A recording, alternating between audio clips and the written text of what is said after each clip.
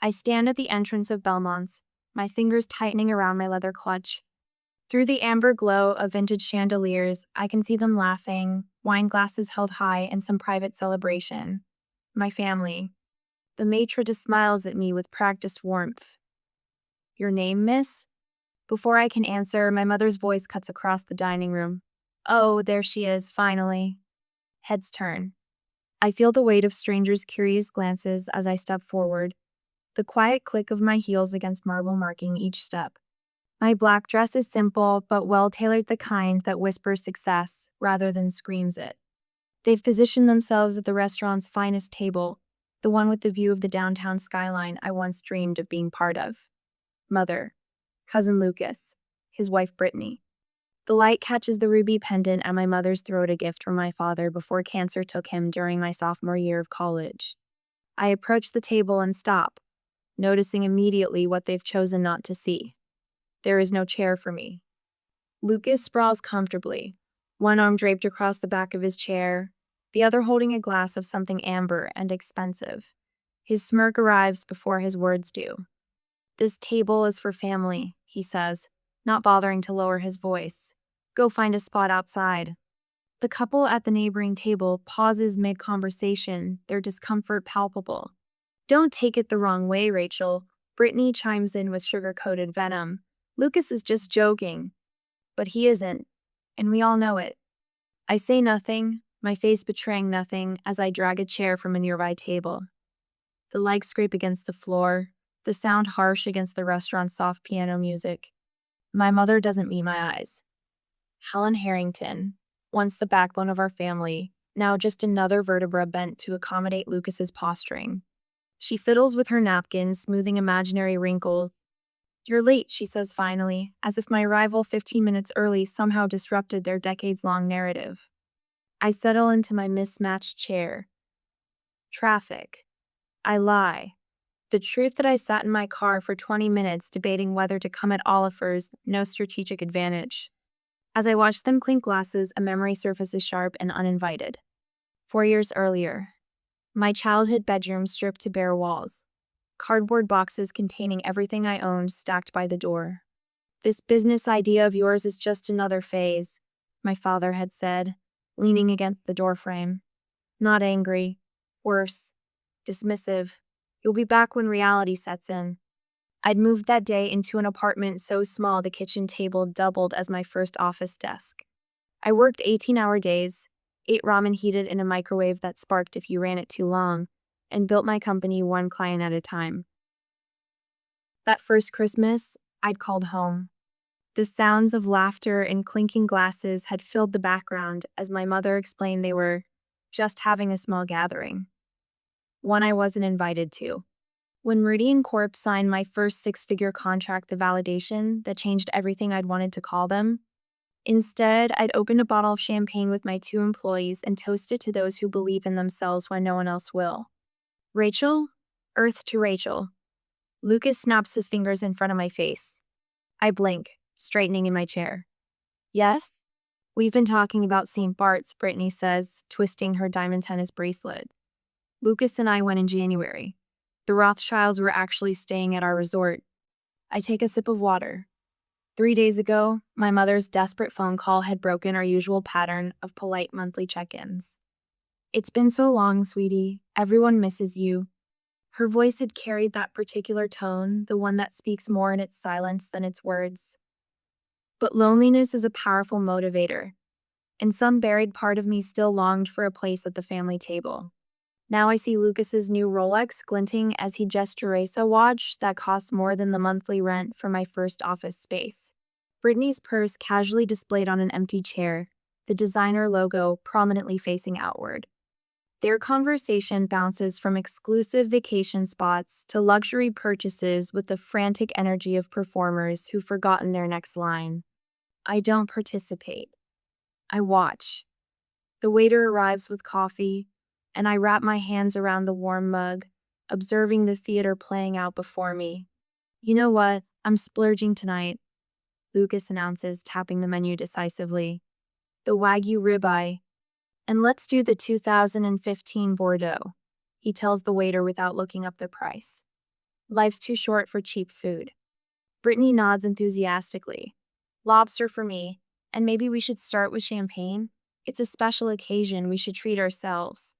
One by one, they order the most expensive items on the menu, exchanging knowing glances when they think I'm not looking. My mother nervously fidgets with her napkin, complicit but uncomfortable. I hide my small smile behind my coffee cup as understanding dawns. Now I know exactly why I'm here. So then I told the Andersons that waterfront properties in this market are practically giving themselves away, Lucas says, swirling his wine with practiced nonchalance. They signed the paperwork that afternoon. 2 hours. 2 hours of carefully choreographed conversation that flows around me like water around a stone. Every time I open my mouth to speak, Lucas's voice rises half an octave, drowning out my words before they can take root. Nobody cares about work talk at dinner. He interrupts when I begin describing our company's expansion into the European market. His hand dismissively waves in the air between us. We're here to catch up on family stuff. Family stuff. As if I'm not family. As if my life's work is somehow less significant than his fabricated real estate victories. I take a measured sip of water, mentally documenting each slight. The waiter has refilled my glass 4 times. I've barely touched my food. Watching, listening, learning. You look good for someone who works all the time, Brittany offers, her eyes scanning my face for signs of fatigue she can comment on. Do you ever actually leave that office of yours? Before I can answer, she launches into a story about her spa weekend, the words rejuvenation and self-care falling from her lips with practiced ease. My mother reaches across the table, her fingers briefly brushing my wrist. Let's all just enjoy being together, she says, her smile strained at the edges. It's been too long. Whose fault is that? I almost ask, but don't. Instead, I nod and cut a small piece of my untouched salmon. Oh, Lucas, tell Rachel about that new place we tried last month, my mother says suddenly. The Italian one with the chandeliers made from Venetian glass. I set my fork down carefully. Last month? An awkward silence descends, brief but heavy. We try to do this monthly, Brittany explains, examining her manicure. Family dinner. It's tradition. A tradition I'm just now hearing about. I say, the realization settling like ice in my stomach. Lucas clears his throat. Well, you're always so busy, running your little company and all. The diminutive stings exactly as intended. I straighten imperceptibly in my chair. Not too busy for family if invited. My mother's eyes dart nervously between us. More wine, anyone? Lucas seizes the opportunity to shift topics. Speaking of business, he leans forward, his Rolex catching the light. The market's been brutal lately. 3 deals fell through last week. He looks pointedly at me. Not everyone can be swimming in success. I recognize the play immediately. The suggestion of struggle, the implication of need. That Mercedes you were looking at might need to wait, Brittany says, placing a comforting hand on his arm. Such a difficult time to be making big purchases. She turns to me. I've been trying to find something to replace my Audi, but everything is just so expensive these days, even the base models. My mother nods sympathetically before adding, Rachel has been so blessed financially with her business taking off like it has. There it is. The setup crystallizes before me, elegant in its simplicity. The expensive restaurant, the lavish orders, the stories of financial hardship followed by pointed references to my success. They didn't invite me to dinner. They invited my wallet. The waiter approaches with practiced timing, a leather-bound check folder nestled in his hands. Lucas catches his eye and nods slightly. The folder lands directly in front of me with a soft thud. I don't immediately reach for it. The silence stretches, heavy with expectation. Liang bai. Lucas finally says, leaning back with a triumphant smile. Thanks for dinner, Rachel. You don't mind, right? We figured since you're doing so well. All eyes turn to me. My mother's fingers nervously twist her napkin. Brittany's smile is brittle at the edges. Lucas radiates entitled confidence. My phone buzzes in my purse. I retrieve it, glancing at the screen. Meeting confirmed for 9 p.m. We've locked in the Singapore contract. Celebrating at the office whenever you can make it, Diane. A picture forms in my mind. My business partner, Diane, who stayed until 3 a.m. helping me finish our first major proposal. Miguel from development, who brought me soup when I worked through a fever to meet a deadline. Sarah from legal, who believed in our vision enough to leave her corner office at a prestigious firm. People who saw my potential, celebrated my victories, supported me through setbacks. My chosen family. The contrast is stark and clarifying. Blood ties do not automatically confer loyalty, respect, or love. Those qualities must be earned, cultivated through consistent action and mutual regard.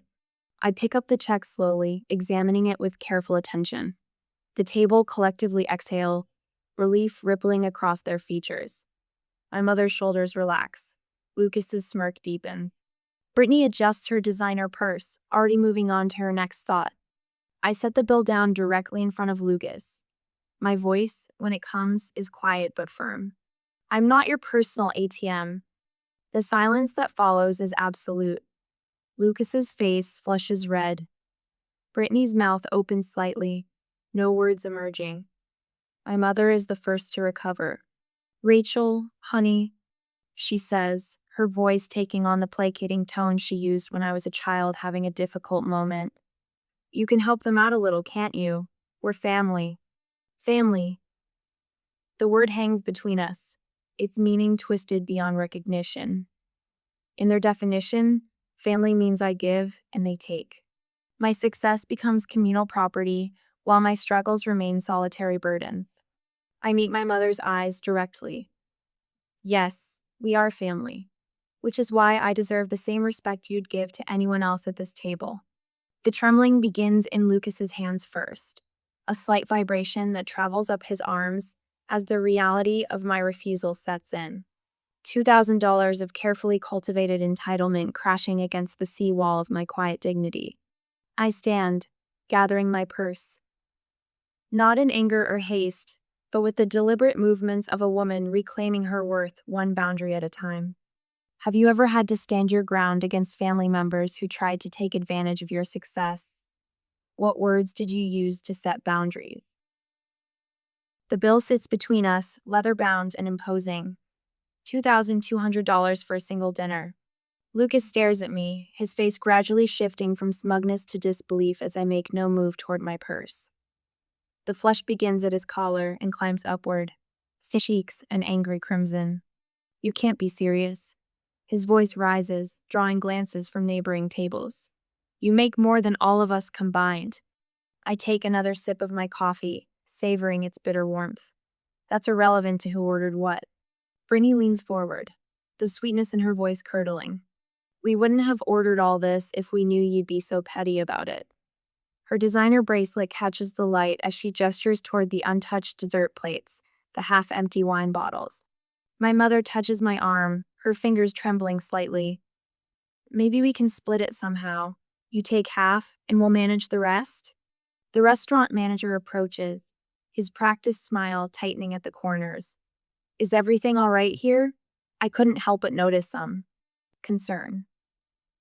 His gaze flicks between our tense faces and the untouched bill, professional concern barely masking discomfort. Beneath my calm exterior, emotions crash against each other like storm waves. Anger, disappointment, a strange, unexpected grief for what this family could have been. We've been planning this dinner for weeks, Lucas finally admits, his voice dropping to a harsh whisper. You never return Mom's call. You're too busy for family gatherings. What were we supposed to do? Ask. I say simply, not manipulate. Brittany's perfect mask slips further. You never come to family things anyway, unless there's something in it for you. The accusation hangs in the air between us, heavy with irony she doesn't recognize. When have I ever been genuinely invited? I counter quietly. The last 3 Christmases. Dad's memorial service anniversary. Your housewarming. I was there alone, while everyone else brought partners and barely acknowledged. Mother dabs at her eyes with her napkin. We just thought you wouldn't mind helping out the family, she whispers, tears welling. Things have been difficult. I didn't know how else to ask you. Difficult how? I press, already suspecting the answer. Lucas and Brittany exchange glances. I lost my job 3 months ago. Lucas stares at his plate, the admission clearly costing him. The real estate market tanked and our firm downsized. He's been looking everywhere, Brittany adds quickly. But we have appearances to maintain. You understand that. I think about the Rolex on his wrist. The European vacation photos Brittany posted last month. The designer purse preening on its own chair. Our credit cards are maxed out, Brittany confesses, her voice barely audible. All of them. The picture clarifies, maintaining the illusion of success while drowning in debt. And I'm the designated life raft. I remember my 8th grade science fair winning first place with a solar energy project I built myself. My parents didn't attend. They were celebrating Lucas passing algebra with the minimum grade required. My high school graduation, where my valedictorian speech received polite applause from my family, followed by excessive fawning over my cousin's acceptance to a state college with a C average. Working 2 jobs to put myself through college while they posted family vacation photos from Cancun. Sorry you couldn't join us, Rachel, but we know how dedicated you are to your studies. The Christmas after I started my business, when Lucas loudly proclaimed to the extended family, Rachel's playing entrepreneur now. Let's see how long until she comes back to the real world. Holiday gatherings where I arrived alone because work consumed my life, while they brought significant others who were welcomed immediately. Family dinners where my growing business successes were deliberately ignored, changed to other topics with practiced smoothness. Remember Thanksgiving 2 years ago? I asked quietly. Lucas looks confused by this apparent non sequitur. I had just landed the Westfield account. It doubled my company's revenue overnight.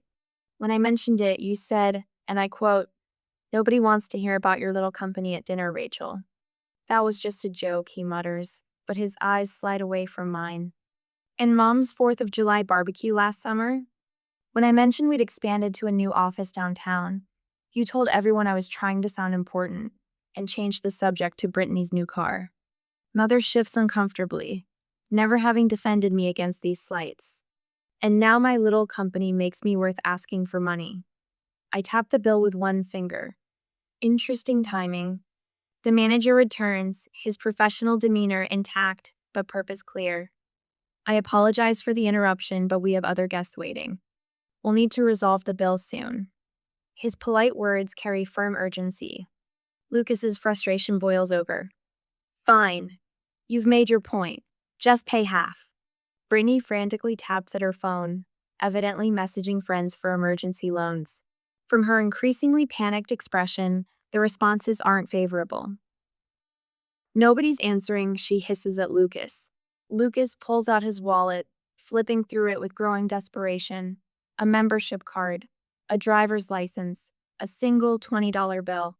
Mother opens her purse, hands trembling, as she searches for a credit card they all know is already maxed out. The manager shifts his weight from one foot to another. We'll need to resolve this bill now, please. My mother pulls out a checkbook so rarely used the cover is still pristine.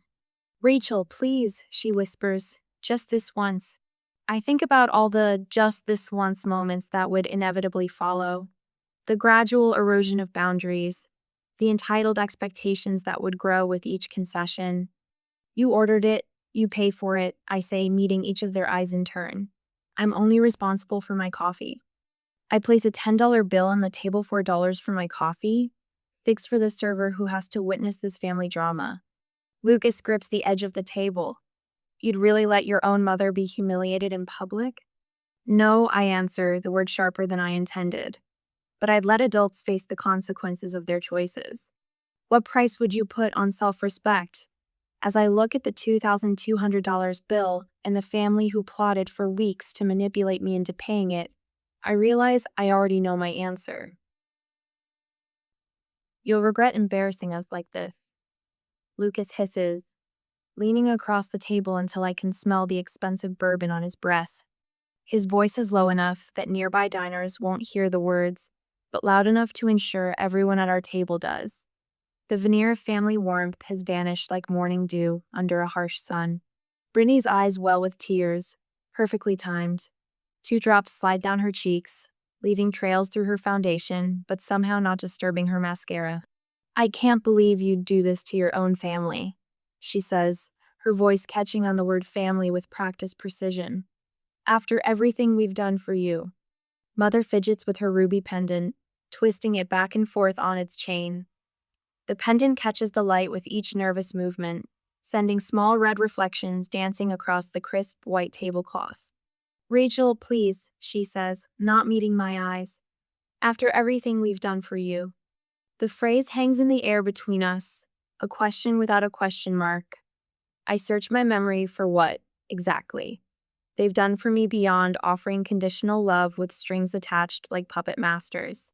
The unified front they presented just minutes earlier, their smug certainty that I would cover this extravagant bill begins to crack like thin ice under too much weight.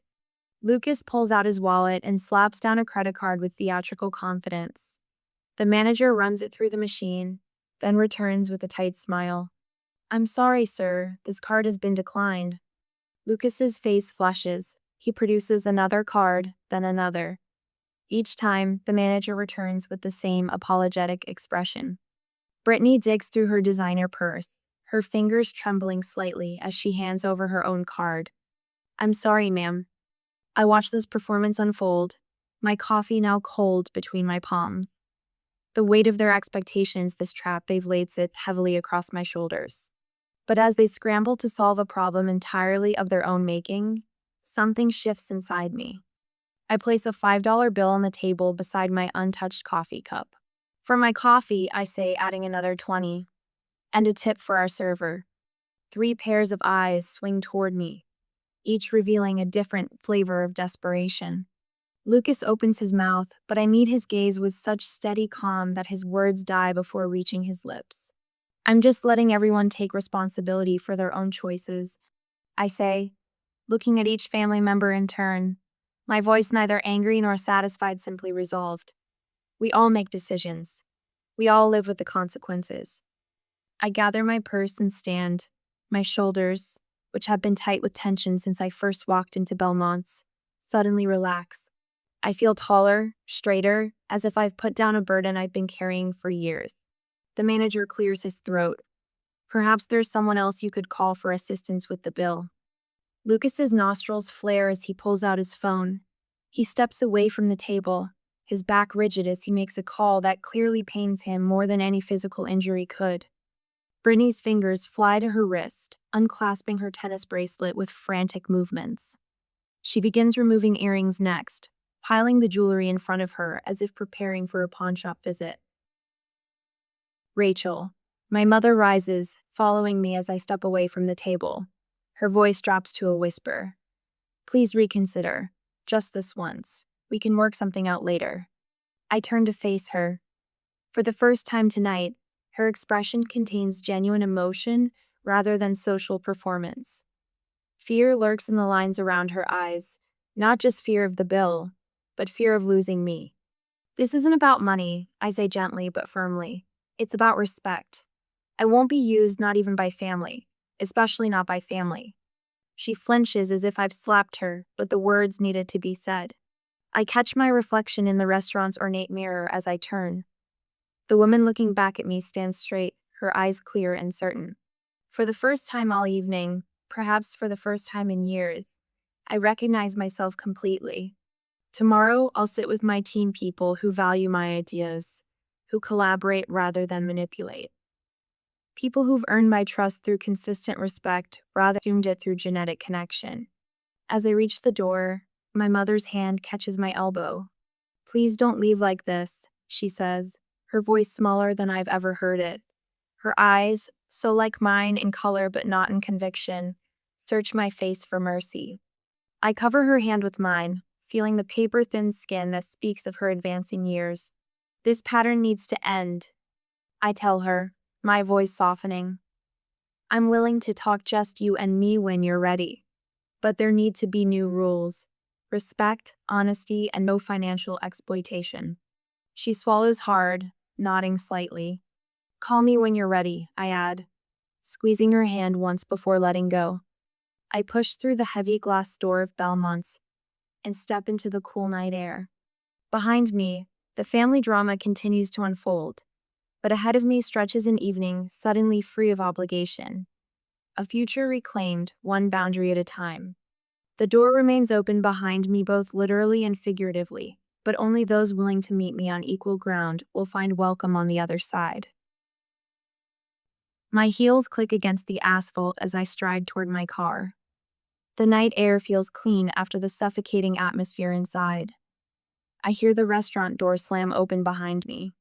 Rachel, Lucas's voice bounces off the parked cars. I keep walking, my key fob's in my hand, freedom just 20 steps away. Don't you dare walk away. His footsteps quicken, gaining on me. You're not part of this family anymore. The words are meant to wound, to stop me in my tracks. 5 years ago, they might have. I slow my pace but don't turn. Look at me when I'm talking to you. I pivot, shoulders square. Lucas's face is mottled red beneath the parking lot's fluorescent glow. Behind him, Brittany hurries to catch up, her designer heels clicking aggressively on the pavement. Several diners linger near the restaurant entrance, openly watching the unfolding drama. You ungrateful little, Lucas cuts himself off, breathing hard. Who do you think you are? I think I'm someone who just wanted a normal family dinner. My voice remains level, a stark contrast to his escalating volume. Brittany reaches us, slightly breathless. This isn't about dinner, and you know it. Mother appears in the restaurant doorway, hesitating. I see the indecision in her posture caught between her niece and nephew and her only daughter. Lucas runs his hand through his hair, a gesture so reminiscent of my father that it momentarily disarms me. Then his expression shifts, calculated concern replacing raw anger. Mom has medical bills she can't pay, he says, voice dropping to an urgent whisper. We wouldn't have asked, but it's serious. I look past him to Mother, who can't meet my eyes. The final piece clicks into place. This dinner wasn't just about sticking me with an expensive bill. It was the prelude to a much larger financial request. We wouldn't ask if it wasn't serious, Brittany adds, her voice honey-sweet again. Family helps family, Rachel. A couple passing by slows their pace, pretending not to listen. I wait until they're out of earshot. There are better ways to ask for help than manipulation, I say quietly. If Mom has medical issues, I'd be the first to know about it. Mother finally approaches, her ruby pendant catching the streetlight. It's just some tests, honey. Nothing to worry about. Insurance covers most of it. The betrayal stings worse than Lucas's anger. Mother was in on this scheme from the beginning, using her health as a bargaining chip. I take a deep breath, weighing decades of family history against this moment. Mom, if you have medical needs, we can discuss that privately. I'm willing to help with legitimate expenses. See? Lucas bursts in. She can afford. I lift my hand, cutting him off. I wasn't talking to you. Brittany steps forward. We're all family here. Supporting family doesn't mean enabling bad behavior, I reply. Showing up tonight and discovering you plan to use me as your personal ATM isn't how family treats each other. I reach into my purse and extract a business card, holding it out to Mother. She takes it with trembling fingers. Call me tomorrow. Just you, I tell her. Then I turn to Lucas and Brittany. Figure out your own bill tonight. You can't be serious, Brittany sputters. I am. And if Mom wants to discuss her medical situation honestly, I'll consider helping. But I won't be manipulated again. I turn to leave, the weight of their stares heavy on my back. You think you're better than us now? Lucas shouts, his voice echoing across the parking lot. I pause, considering his question. Am I? With my successful business and financial independence, it would be easy to think so. But that's not it at all. I glance over my shoulder. No, just different, and that's okay. The simple truth lands like a stone dropping into still water. Lucas's mouth opens and closes without sound. Beside him, Brittany sinks onto a nearby bench, her facade completely shattered. All the energy she'd put into maintaining appearances drains away in an instant. Mother stands frozen between us, her gaze darting from me to Lucas and Brittany. I see the silent calculation in her eyes follow her daughter, or stay with her niece and nephew. The tableau we create is illuminated by headlights as a car pulls into the lot, briefly spotlighting our family drama for all to see. Rachel, please, Mother whispers, but doesn't move toward me. I nod once, accepting her choice without comment. My number's on the card. As I walk to my car, I don't look back. The sharp night air fills my lungs with each breath, and I realize I'm not sad, I'm relieved. For the first time in years, I've spoken my truth without apology. My hand doesn't shake when I unlock my car door. The woman reflected in my window looks steady, unbroken, different, not better, and finally at peace with that distinction. Inside the safety of my car, I allow myself one deep, shuddering breath before turning the key in the ignition. As I drive away from Belmont's, I leave behind more than an unpaid dinner bill. I leave behind the weight of expectations I never agreed to carry. Tomorrow, Mother may call, or she may not. Either way, I'll sleep soundly tonight. I stand at the wall of windows in my office, watching the city awaken beneath me. 3 months since Belmont's. 3 months of reclaiming what family means. The morning light catches on the framed photo on my desk, me at 22. Exhausted but determined, sitting at that kitchen table that doubled as my first desk. I touch the frame lightly, a silent acknowledgement of how far I've come. Rachel, Maya, my operations director, appears in the doorway. Team's ready when you are. I follow her into our conference room where 6 faces turn to me with something I never found at that restaurant table: genuine respect.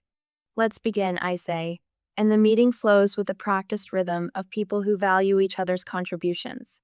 No one speaks over anyone else. No one belittles ideas. We build together, brick by thoughtful brick. This is what I've built. Not just a business, but a community. One sugar, right? Mom asks, sliding the coffee across the cafe table toward me. I nod, watching her hands steadier now than they were a month ago. We've made these coffee meetings a monthly tradition. Small steps. The bookstore hired me full-time, she says, pride creeping into her voice. Manager liked how I reorganized the history section. That's great, Mom. She hesitates, then adds, I've been meaning to thank you for not giving up on me that night. The memory of Belmont's flickers between USA ghosts growing fainter with each passing day. I'm learning too, I admit, about where to invest my energy. Last week, Mom joined us for my birthday dinner, not at some ostentatious restaurant, but in Eliza's backyard. My friend since college, Eliza had strung lights across her patio and cooked my favorite lasagna. Mom brought homemade brownies and fit seamlessly into the evening, laughing genuinely at Jordan's terrible jokes and listening to Kim's stories about our early business struggles. For the first time, I saw her without the shadow of Lucas and Brittany looming over her. Lucas took a job in Hartford. Mom mentions casually as we walk through the park the following Sunday. Something in sales, smaller salary, but he seems, I don't know, lighter? I nod, not surprised. We've kept our distance, but through Mom, I've heard snippets. Brittany's Instagram no longer features designer labels and exotic locations, but home-cooked meals and local hiking trails. Their fall was hard but necessary. He asked about you, Mom adds tentatively. When he's ready for an honest conversation, he knows how to reach me. I've made peace with the timeline being out of my control. Some relationships heal, others remain broken. Both outcomes are acceptable. That evening, the aroma of garlic and rosemary fills my kitchen as friends move around the space with comfortable familiarity. Mom arranges her homemade rolls in a basket, contributing rather than expecting. Wine's open, calls Eliza, pouring generously. We gather around my table, not the expensive mahogany Lucas would choose, but a warm cherry wood that bears the gentle scars of dinners past.